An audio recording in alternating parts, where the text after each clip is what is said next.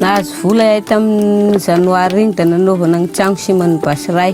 Da nahazo tamin'ny tafara volana mars aty koa zany da nanaovana ny collage ny zaza, vidianana koa atao sakafo, karakarana ny vary, ny varotra sy ny zaza madinidinika ao zay sisa.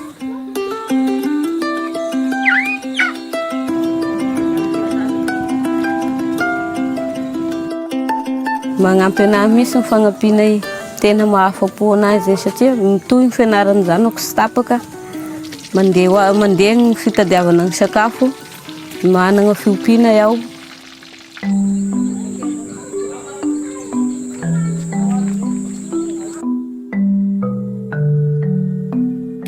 Dimy ny zanako, iaho sy manambady mativady.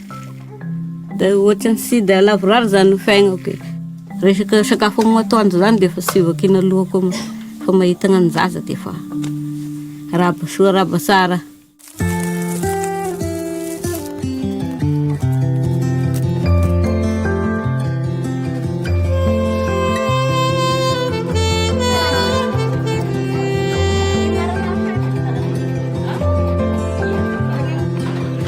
Lafarinina raiky lavo.